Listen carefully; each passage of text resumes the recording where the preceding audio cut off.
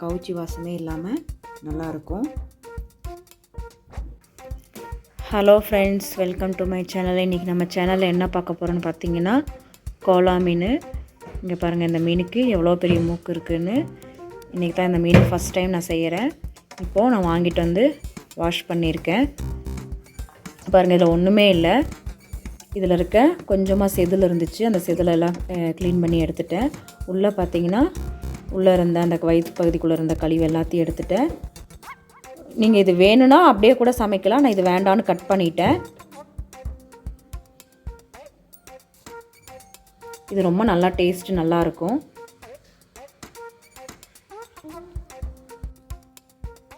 Hello friends, welcome to my channel. இன்றைக்கி நம்ம சேனலில் என்ன பார்க்க போகிறோன்னு பார்த்தீங்கன்னா, இந்த மீனை நான் வாஷ் பண்ணி கழுவுனதை உங்களுக்கு காமிச்சிருந்தேன். இன்றைக்கி இந்த மீனில் நம்ம குழம்பு வைக்க போகிறோம். அதுக்கு தேவையான பொருள் பாருங்கள். இந்த குழம்பு நான் வந்து வெங்காயம் தக்காளி வணக்கி அரைச்சி தான் வைக்க போகிறேன். அதுக்கு தேவையான பொருள் பாருங்கள். ஒரு பெரிய சைஸ் தக்காளி எடுத்திருக்கேன், ஒரு 1/4 ஸ்பூன் வெந்தயம் எடுத்திருக்கேன், நான் 3 பூண்டு எடுத்திருக்கேன். இது பூண்டு பெரிய சைஸ் பூண்டு, அதனால் 3 கட் பண்ணி எடுத்திருக்கேன். சின்ன வெங்காயம் ஒரு 10-20 சின்ன வெங்காயம் எடுத்திருக்கேன். வளம் மிளகா உங்கள் காரத்துக்கு தகுந்தாப்பில் நான் 10 மிளகா எடுத்திருக்கேன். இப்போ இது எல்லாத்தையும் நம்ம தேங்காய் எண்ணெயில் நல்லா வணக்கி அரைக்க போகிறோம். அரைச்சிட்டு தான் நம்ம குழம்பு வைக்க போகிறோம். புளி பாருங்கள், ஒரு லெமன் சைஸ்க்கு புளி ஊற வச்சு வச்சுருக்கேன்.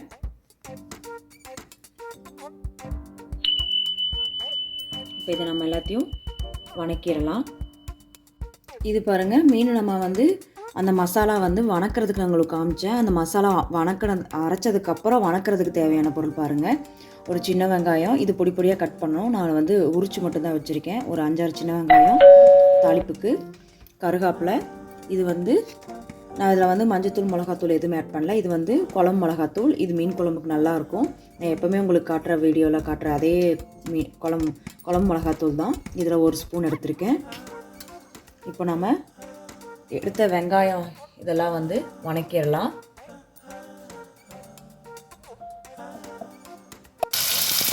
இப்போ பாருங்கள், வெங்காயம் தக்காளி நல்லா வணங்கிடுச்சு. இதில் நம்ம ஒரு 1/4 மூடி தேங்காய் ஆட் பண்ணிக்கலாம். தேங்காய் ரொம்ப வேண்டாம், ஓரளவுக்கு கொஞ்சமாக குழம்பு கெட்டியாகிற அளவுக்கு மட்டும் தேங்காய் போதும்.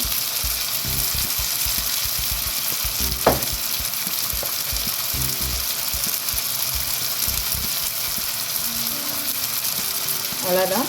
இப்போ நம்ம இது ரூம் டெம்பரேச்சருக்கு சூடு ஆறினதுக்கப்புறம் நம்ம அரைச்சி எடுத்துக்கலாம். இப்போ பாருங்கள், நம்ம மசாலா வந்து நல்லா அரைச்சி எடுத்தாச்சு. இப்போ நம்ம இதை தாளிச்சிடலாம். இப்போது நம்ம பாத்திரத்தை அடுப்பில் வச்சுருக்கோம், அதில் எண்ணெய் விட்டுருக்கோம். இப்போ எண்ணெய் சூடானதுக்கப்புறம் 1/4 ஸ்பூன் வெந்தயம் ஆட் பண்ணிக்கலாம். தாளிப்புக்கு 1/4 ஸ்பூன் வெந்தயம் ஆட் பண்ணிக்கலாம்.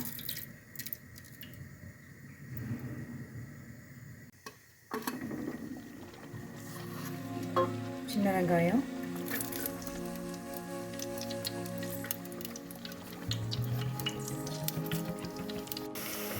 இப்போ பாருங்கள், நம்ம வணக்கிற வெங்காயம் நல்லா வணங்கி வந்துடுச்சு.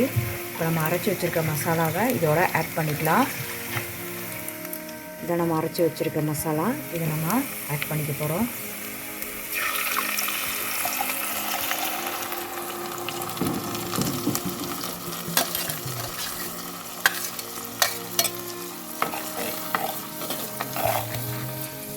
இப்போவோட குழம்பு மிளகாத்தூள் ஆட் பண்ணிக்கலாம்.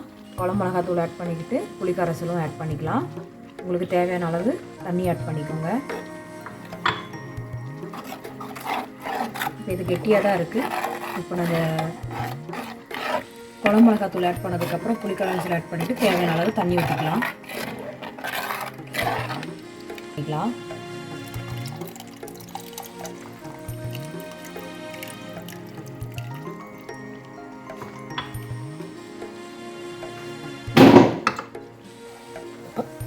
இப்போ பாருங்கள், புளிக்கரைசல் ஊற்றியாச்சு. புளிக்கரைசல் ஊற்றினதுக்கப்புறம் நான் தேவையான அளவு தண்ணி ஊற்றிருக்கேன். 1 கப்பு தண்ணி ஊற்றிருக்கேன். உங்களுக்கு குழம்பு எவ்வளோ அளவுக்கு கிரேவி தேவையோ அந்த அளவுக்கு தண்ணி ஆட் பண்ணிக்கோங்க. நான் கொஞ்சம் இன்றைக்கி கெட்டியாக தான் வைக்க போகிறேன், அதனால் 1 கப் தண்ணி தான் ஆட் பண்ணியிருக்கேன். இப்போ இதை நம்ம பாத்திரம் போட்டு மூடிடலாம். அப்போ தான் நல்லா பச்சை வாசம் போகும். உப்பு தேவையான அளவு,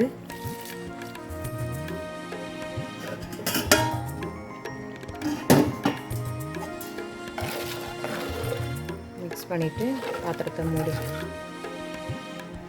மூடி போட்டு மூடிக்கலாம். இது நல்லா கொதித்து வரட்டும். அப்போ தான் பச்சை வாசம் போகும். அப்புறம் நம்ம மீன் ஆட் பண்ணிக்கலாம். பாருங்கள், ஒரு 5-10 நிமிஷம் மூடி வச்சுருந்தோம். குழம்பு நம்ம ஓப்பன் பண்ணி பார்க்கலாம். பாருங்கள், நல்லா எண்ணெய் திரிஞ்சு வந்திருக்கு. இப்போது இந்த ஸ்டேஜில் குழம்பும் நமக்கு தேவையான அளவு கெட்டி ஆயிடுச்சு. ஸோ நம்ம இதில் மீனை ஆட் பண்ணிக்கலாம். நான் மீனை 3-4 தடவை வாஷ் பண்ணி எடுத்து வச்சுருக்கேன். இப்போது மீனை ஆட் பண்ணிக்கலாம்.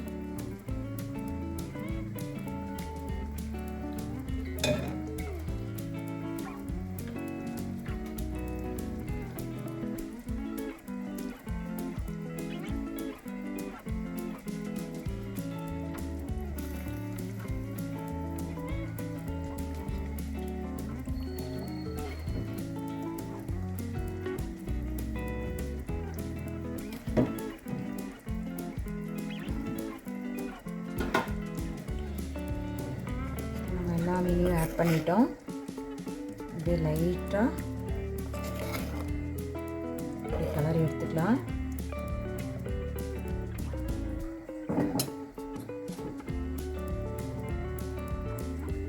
ரெண்டுலேருந்து ஒரு 5 நிமிஷம் கொஞ்சம் கொதிக்க விடுவோம். அப்புறம் நம்ம ஆஃப் பண்ணிடலாம். இது நான் மண் சட்டின்னு கட்டி நம்ம ஆஃப் பண்ணதுக்கப்புறம் ஒரு 5 நிமிஷம் கொதிச்சிட்ருக்கோம். அதுலேயே நல்லா மீன் வெந்து வந்துடும். பாருங்கள், இப்போ நம்ம மீன் குழம்பு ரெடி ஆகிடுச்சு. இப்போ நம்ம இதில் கொத்தமல்லி இலை போட்டு ஆஃப் பண்ணிடலாம்.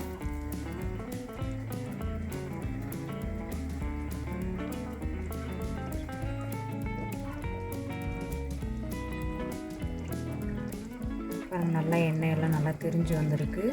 மீனும் நல்லா வெந்திருக்கு. நம்ம அடுப்பை ஆஃப் பண்ணிட்டோம். இது மண் சட்டின்னு கட்டி இன்னும் கொதிச்சுக்கிட்டுருக்கு.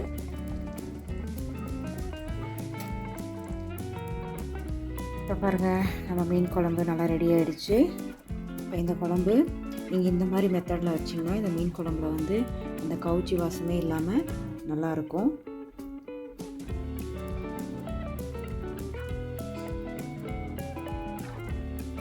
நீங்களும் இதே மாதிரி ட்ரை பண்ணி பாருங்கள். உங்களுக்கு இது ரொம்ப பிடிக்கும். தேங்க்யூ. தேங்க்ஸ் ஃபார் வாட்சிங்.